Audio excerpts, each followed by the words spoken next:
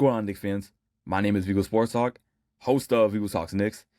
In today's episode, I'm going to be talking about the Jordan Clarkson revenge game. Jordan Clarkson's first game back in Utah after being with the Jazz for the last 6 seasons. He's a player we brought in hoping he will help improve the bench because last season that's something we lacked. We had no good players come off the bench, and it hurt us in the playoffs. And unfortunately, we came up short. We were 2 games away from the NBA Finals, and if we had a bench, somewhat of a decent bench, who knows what could have happened. So we brought him in, hoping he will be that 6th man of the year, Jordan Clarkson, and unfortunately, things haven't truly worked out. Yeah, he's had some good games. He had that good game versus the Spurs in the NBA Cup. He had that good game versus the Cavaliers. He had that good game versus the Heat. But overall, he hasn't been truly really good. He hasn't been the best, but when you need him out there to get the offense going sometimes, he can do it. But he lacks, though, his defense.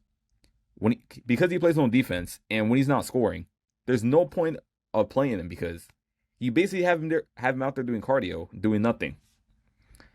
So he was out of rotation for a little bit. They brought him back in. Then he was out again. And sometimes they put him in if the offense is going. If we're not hitting threes, we're doing nothing on offense. But this game, Mike Brown gave him a chance. Coaches were telling him, give Clarkson a chance because they had a feeling he was going to have a bounce-back game, a revenge game versus the Utah Jazz. And they were right. In the game, we were down a lot. Not a lot, but we played horrible. Especially versus the Jazz, who are one of the worst teams in the league, who are trying to lose. They take out half their players who are tanking. And the fact we were down that many points is embarrassing.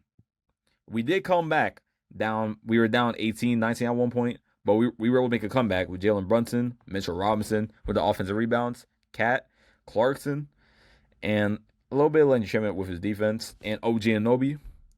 But this was a game that shouldn't have been that close. I hate to admit it, but that was one of the worst games I have seen this season.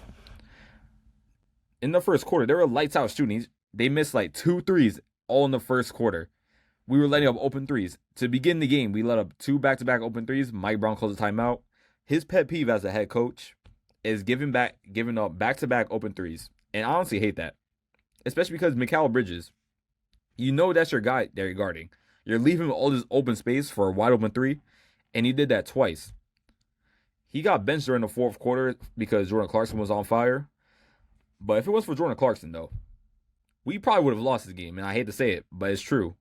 Coming off the bench, he scored 27 points, 5 rebounds, 3 assists, 0 steals, 0 blocks. If it wasn't for his strong offensive game, we would not have won that game. And it's embarrassing to say that because Brunson wasn't going. Cat was doing good, but his turnovers were an issue. Especially the turnovers in the game were embarrassing. When we were starting to come back, we would be down 6. We make a 3, good 3-point game. Just make a 3-sided game. They make a 3 or a layup. Turn the ball over, they score again. It was like that up until the final 2-3 minutes to the 3rd quarter. And then the 4th quarter, we were just a different team. The Jazz forgot to play basketball, and we were able to take advantage of that and get the win. Starting with Jalen Brunson. People are starting to wonder, what's wrong with Jalen Brunson? Because you can see his offensive games aren't the best. He's shooting the ball a lot. When you're the team's number 1 option, you expect him to go out there and shoot 25 times, maybe 30 times. Because they're paying you all the big bucks. You're the franchise player. We want you to go out there and score 30 points. He's still scoring 28 points, 26 points a night. But what people aren't realizing, what people aren't focusing on, is his assists. He's finding his teammates a lot these last few games. He's helping his teammates, getting 15 assists, 8 assists, 9 assists. Because Brunson, people forget, he's a point guard. He's not a shooting guard. He could play make. He could find a way to find you. He does a lot of ISO, I will say that. Because if he's the guy he likes to score on, he can score on them. But what people don't know is he's a great passer. And people need to realize that. And now with Cat, he's been getting better at shooting threes and getting better at using the paint. What Cat needs to do, with all the respect, he needs to use his body. He's 7 foot. He's 220 pounds. He's one of the tallest people in the league. When you're going against people who are way smaller than you, like 6'5", use your size. Take that advantage. Because they can't block you. You could use your body, score in the paint, off the board, get a layup, dunk, and you can shoot threes. I've never seen a big man that can shoot threes like him. There'll be times he'll be at the logo and he will shoot it with no hesitation. Other than Victor Wembanyama, honestly, besides Wemby, I haven't seen a center that can shoot like that. And that's what I like about today's NBA. We have centers coming from all around the world shooting threes because back then, players like Patrick Ewing, Tim Duncan weren't shooting threes at all. It's crazy how the NBA has changed these last few years. Anyways, back to the video. The Jazz game. The problem for this game was the offense and the defense too, because we were giving a lot of open buckets. Some guy in the Jazz, I forget his name, he had almost 20 points in the first half. He had like 5 or 6 threes, 6 or 7 threes. He was lights out shooting. We just couldn't stop this guy. And then Kevin Love hit a 3 too. In 2026, Kevin Love, yes, the Kevin Love that used to play for Cavaliers. He's still in the league. I had no idea. This was an embarrassing game. Like I said, we were able to come back because of Jordan Clarkson's revenge game. A little bit of Jalen Brunson in his playmaking. Jose Alvarado in his defense. Cat in his playmaking and shooting. And OG Anunoby. But one player we got to worry about right now, especially going to the playoffs, which is starting pretty soon, is Mikal Bridges. These last 4 or 5 games, he's non-existent. Yeah, we brought him here to play some good defense, score a little bit.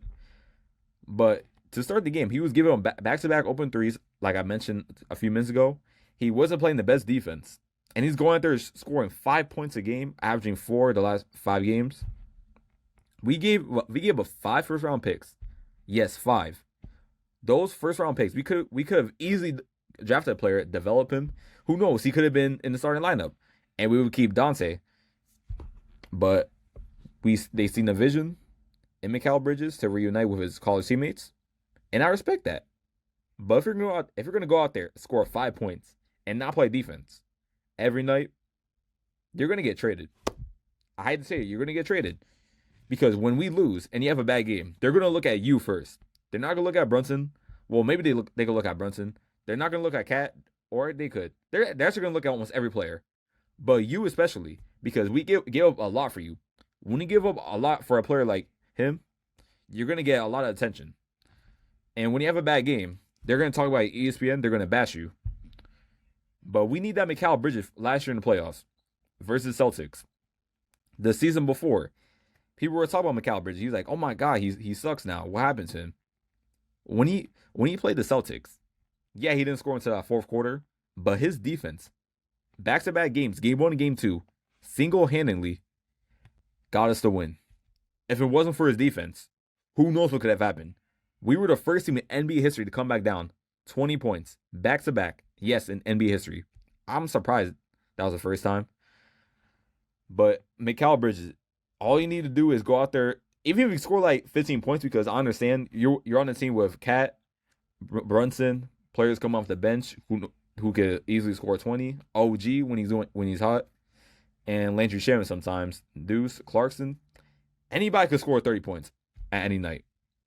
But you, especially Mikal Bridges, you got to learn to play consistently, find that jump shot, find a way to help impact the team in winning, and that's all I gotta say about you. Other than that, this is a great comeback. I never want to see a team play like this ever again. And yeah, that's all I gotta say in today's episode. Make sure to stay tuned. My New York Jets videos, they will be coming back soon with free agency starting. I haven't uploaded a Jet video since November, but I'm officially back, and I'll be focused on the New York Jets and the New York Knicks, and possibly more in the future. You'll see on my channel. My name is Vigo Sports Talk, host of Vigo Talks Knicks, and I will see you next episode, Knicks fans. Peace.